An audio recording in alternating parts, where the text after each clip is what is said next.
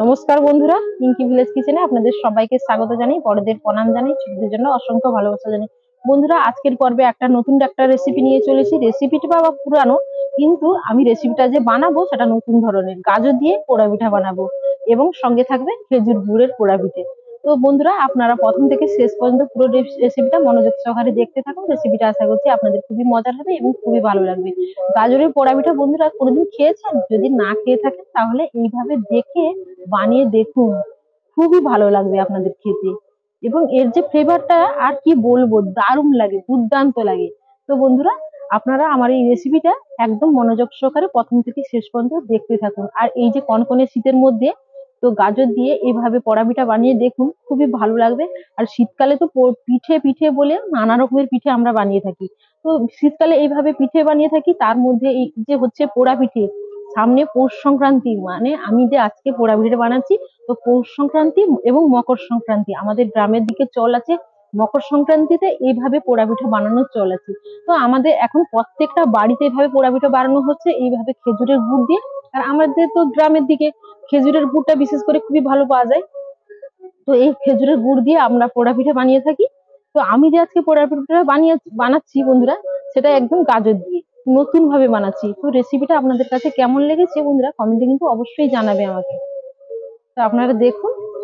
তো বন্ধুরা দেখো, এখানে আমি আতপ চালের বাটা নিয়েছি, 500 গ্রাম আতপ চালের বাটা নিয়েছি। আর এখানে নিয়েছি দেখো, সেদ্ধ চালের বাটা নিয়েছি 250 গ্রাম। তো এগুলো দিয়ে আজকে পোড়া পিঠাটা বানাবো। আর এখানে দেখো, আমি গুড় নিয়েছি প্রায় 600 মতো, আমি গুড় নিয়েছি। আর এখানে এখানে নিয়েছি নারকেল কোরানো নারকেল নিয়েছি, কুচি করা নারকেল নিয়েছি। এখানে নিয়েছি দেখো গাজর নিয়েছি, আর কাজু কয়েকটা, এলাচের গুঁড়ো, আর গ্রেট করা আদা। এবার আমি উনুনটা ধরিয়ে নিয়েছি, এবার কড়াইটা বসিয়ে দিলাম। তো বন্ধুরা দেখো, এখানে আমি ঘি দিয়ে দিচ্ছি 2-3 চামচ মতো। এবার এই ঘির মধ্যে আমি দিয়ে দিচ্ছি গ্রেট করা গাজর। আর গাজর নিয়েছি আমি প্রায় 400 মতো গাজর নিয়েছি। এবার এতে পরিমাণ মতো লবণ দেব। 1 চামচ দিয়ে দিচ্ছি গুঁড়ো করা আমল দুধ। চিনি দিয়ে দিচ্ছি 2 চামচ। এবার এর মধ্যে দিয়ে দিচ্ছি আদা গ্রেট করা। 2টি এলাচ ফাটিয়ে গুঁড়ো করে নিয়েছি, এটা দিয়ে দিলাম। এবার খুন্তি দিয়ে নেড়ে চেড়ে আমি গাজরটাকে এভাবে ভেজে নিচ্ছি, যাতে গাজরের কাঁচা ভাব চলে যায়, সেই রকম করে নিতে হবে বন্ধুরা। এবার দেখো বন্ধুরা, এই সেদ্ধ চালের ব্যাটারের মধ্যে আমি আতপ চালের ব্যাটারটাও দিয়ে দিচ্ছি। এবার এর মধ্যে গুড়টাও দিয়ে দিচ্ছি। আমি এখানে 600 গ্রাম গুড় দিয়েছি, আপনারা যে যেভাবে মিষ্টি খাবেন সেইভাবেই গুড়টা দেবেন। এবার এর মধ্যে দিয়ে দিচ্ছি কোরানো নারকেল, কুচি করা নারকেলটাও দিয়ে দিলাম।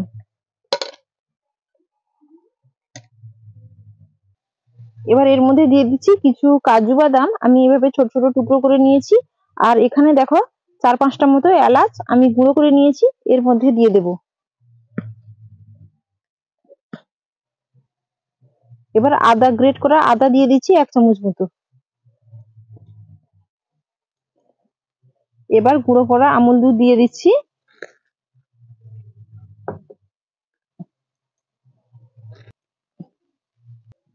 এবার একসঙ্গে আমি ভালো করে মাখিয়ে নেব।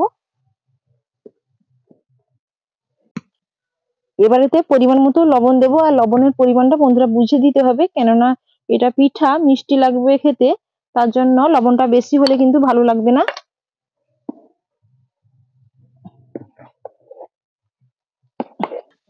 দেখো নেড়ে নেড়ে এখানেও গাজরটা আমি ভাজা ভাজা করে নিয়েছি। আর গাজরটা কাঁচা ভাব চলে গেছে, আর গাজরটা বেশ ভালো করে সেদ্ধও হয়ে গেছে। এটা উনুন থেকে নামিয়ে নিচ্ছি। এই ব্যাটারটার মধ্যে আমি নিয়ে নিচ্ছি, চালের ব্যাটারের মধ্যে। এবার নেড়ে চেড়ে কাজুটাও এর সঙ্গে ভালো করে মিশিয়ে নেব।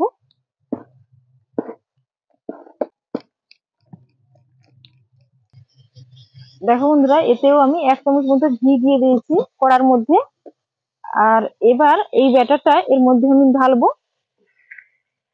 ঢেলে আমি এটাকে খোল কেড়ে নেব, আর শক্ত একটা ডোর আকারে আমি তৈরি করব। দেখো বন্ধুরা, এই যে ব্যাটারটাকে এভাবে নাড়তে নাড়তে একদম শক্ত করে নিতে হবে, শক্ত করে খোলটা কাটতে হবে।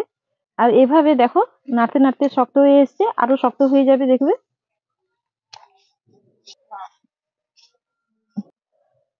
দেখো বন্ধুরা, নাড়তে নাড়তে দেখতেই পেলে এই ডোটা একদমই শক্ত হয়ে এসছে আর এভাবে আঠালো হয়ে গেছে। তো এটা আর কিছুক্ষণ আমি নাড়বো, তারপরে এটা হয়ে যাবে, আমি নামিয়ে নেব। তো বন্ধুরা, তোমাদেরকে বলে রাখি, এই ডোটা যখন একটু শক্ত হয়ে এভাবে চলে আসবে, তখন উনুনের আঁচটা একদমই লোতে রাখবে, জাল একদমই দেওয়া যাবে না। আর আপনারা যদি গ্যাসে তৈরি করেন, তাহলেও গ্যাসের আঁচটা একদমই কমে রাখবেন।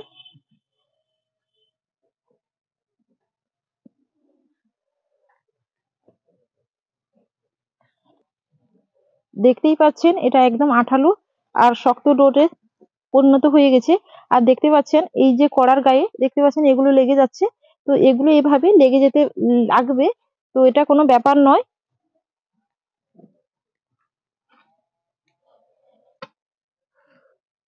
এবার দেখো বন্ধুরা, এটা হয়ে গেছে। এবার আমি কড়াইটা নামিয়ে নেবো উনুন থেকে।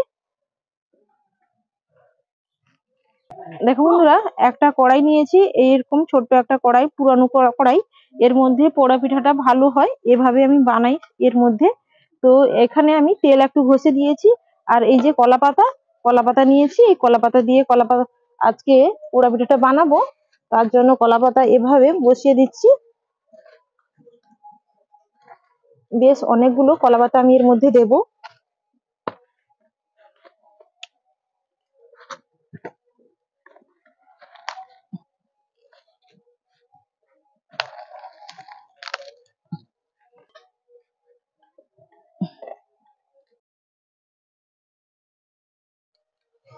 এবার দেখো বন্ধুরা, এই পিঠেটা আমি ভালো করে হাত দিয়ে ঠেসে নিয়েছি। এবার এর মধ্যে এভাবে আমি বসিয়ে দিলাম, এভাবে চেপে চেপে দিতে হবে।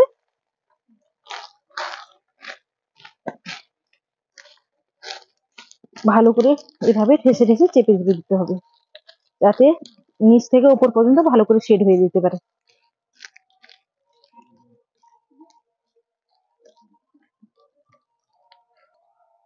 এবার দেখো বন্ধুরা, এভাবে বাটিতে আমি জল নিয়েছি আর জল হাত করে এভাবে চেপে চেপে ভালো করে আমি বসিয়ে নিচ্ছি, দেখতেই পাচ্ছ।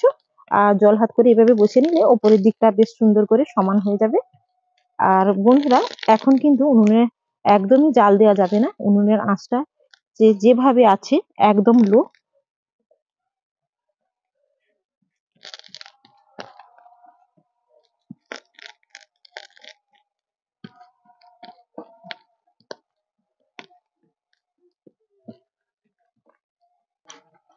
দেখো বন্ধুরা, ওপরে একটুখানি ঘি দিয়ে দিয়েছি। আর ঘি দিয়ে এভাবে হাত দিয়ে আমি সুন্দর করে ওপরের দিকটা সমান করে নেব, দেখতেই পাচ্ছ কিরকম করে নিচ্ছি, ওইভাবে করে নিতে হবে।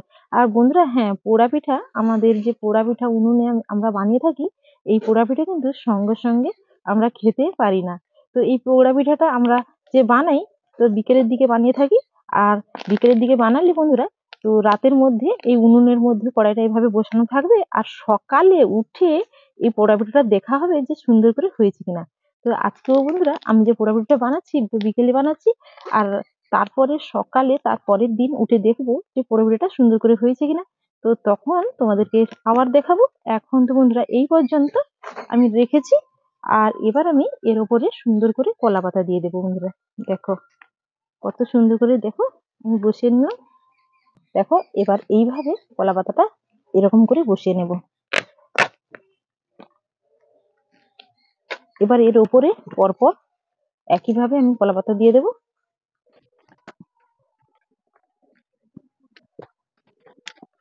বেশ অনেকগুলি কলা পাতা কিন্তু এর উপরে দিতে হবে। যেরকম ভাবে নিচের দিকটা পোড়া হবে, ঠিক একই ভাবে উপরের দিকটাও বন্ধুরা পোড়া হবে। এবার দেখতে পেলে বন্ধুরা, কতগুলো কলা পাতা আমি এর উপরে বসিয়ে নিয়েছি। এবার দেখো উনুন থেকে আমি আঁচ বের করব। উনুন থেকে এভাবে আঁচটা আমি বের করে নিচ্ছি বন্ধুরা, দিয়ে এই কলা পাতার উপরে এভাবে আঁচটা দিয়ে দেব, যাতে উপরের দিকটা ভালো করে পোড়া পোড়া হতে পারে।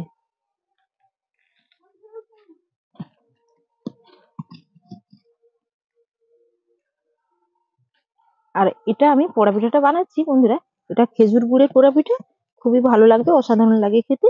তো আপনারাও বাড়িতে এইভাবে বন্ধুরা বানিয়ে দেখবেন, খুবই ভালো লাগবে আপনাদের।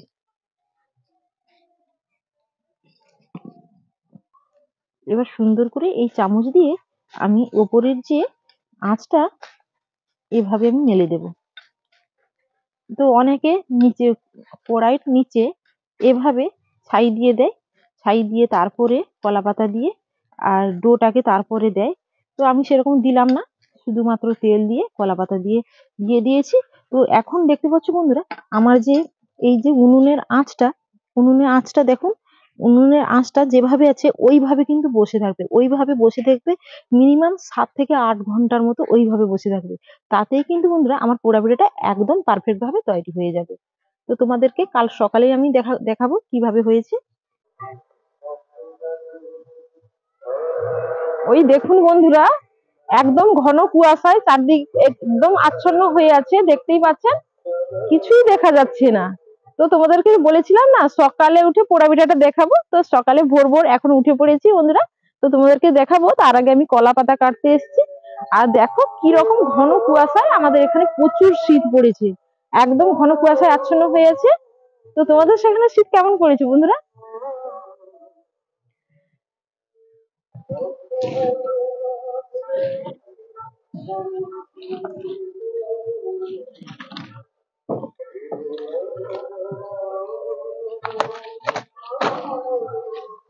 এই কলা পাতাটা হলেই হয়ে যাবে। ওই দেখুন বন্ধুরা, এখানে নারকেল গাছ আছে, আর গাছ থেকে একটা নারকেল হয়তো পড়ে গিয়েছিল। তো এখন এই নারকেলটা তুলে নিয়েছি, আর নারকেল গুলো সব পেকে গেছে। তো বন্ধুরা রান্নাঘরে এখন চলে এসেছি এই ভোর ভোর কনকনে শীতের মধ্যে। তো এখন দেখবো পোড়া পিঠাটা হয়েছে কিনা।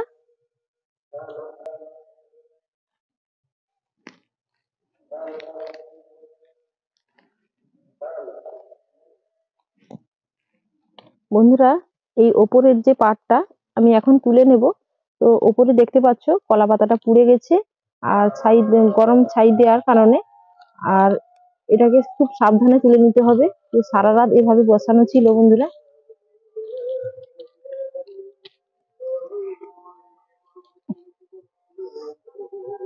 দেখতেই পাচ্ছ বন্ধুরা যে ওপরের দিকটা কেমন পোড়া পোড়া ভাব হয়ে গেছে। তো পোড়া পিঠা ঠিক এভাবেই হবে বন্ধুরা, ওপরের দিকটা একটু পোড়া পোড়া হবে, নিচের দিকটাও একটু পোড়া পোড়া হবে। এবার দেখো বন্ধুরা, এটা আমি এই কুলোর মধ্যে কলা পাতা দিয়েছি, এর মধ্যে আমি এভাবে উল্টে দেব।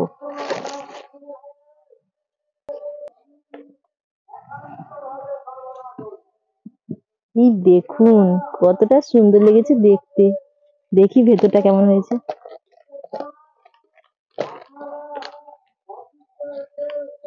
এই দেখুন,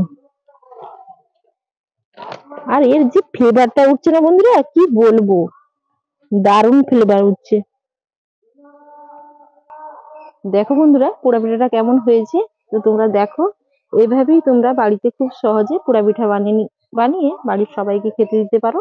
তো পোড়া পিঠা একদম পারফেক্ট ভাবে হয়েছে, বেশিও পুড়ে যায়নি, আবার কোথাও কাঁচা নেই, এবং কোথাও বেশি পোড়া পোড়া দাগও ধরেনি, খুব সুন্দর করে তৈরি হয়েছে। তো বন্ধুরা আমি এখন তোমাদেরকে কেটে দেখাবো ভেতরটা কেমন হয়েছে, দেখবে তোমরা। তো বন্ধুরা এটা একদম ঠান্ডা হয়ে গেছে, এভাবে ঠান্ডা হওয়া অবস্থায় এটা কেটে নিতে হবে। দেখুন বন্ধুরা ভেতরটা দেখতে পাচ্ছেন কেমন হয়েছে, এই দেখুন, দেখুন ভেতরটা দেখুন। এখন আমি এভাবে ছোট ছোট করে কেটে নেব। আর বন্ধুরা এই যে খেজুর গুড় দিয়ে পোড়া পিঠাটা করলে বন্ধুরা ফ্লেভারটা যতটাই ভালো লাগে খেতে, তার থেকে বেশি ভালো লাগে। আর দেখতেই পাচ্ছেন ভেতরে কাজু দেওয়ার কারণে কাজুগুলো, আর নারকেলের কুচি দিয়েছিলাম, তার জন্য এই নারকেলের কুচি আর কাজুগুলো যখন খাওয়ার সময় মুখে পড়বে, দেখবে বন্ধুরা কতটা ভালো লাগে খেতে। তো বন্ধুরা এখন আমি আমার ছেলে দুজন মিলে এই পোড়া পিঠাটা খেয়ে দেখবো কেমন হয়েছে। আর পোড়া পিঠা খাওয়ার মজাই আলাদা, এই কনকনে শীতের মধ্যে এই পোড়া পিঠা খাওয়ার মজাটাই সম্পূর্ণভাবে আলাদা।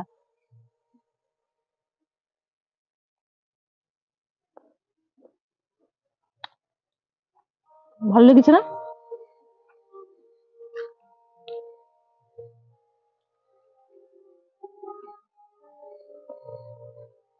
দারুণ। তো বন্ধুরা, আমার এই পোড়া পিঠার রেসিপি তোমাদের কাছে কেমন লেগেছে কমেন্টে কিন্তু অবশ্যই জানিও। আর এইরকম খেজুরের গুড় পেলে পোড়া পিঠা বানিয়ে খেও, গাজর দিয়ে দেখবে দারুণ লাগবে খেতে তোমাদেরকে।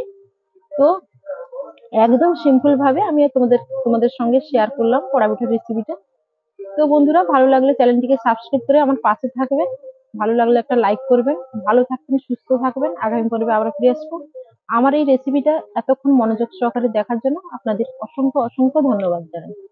ভালো থেকো, টাটা।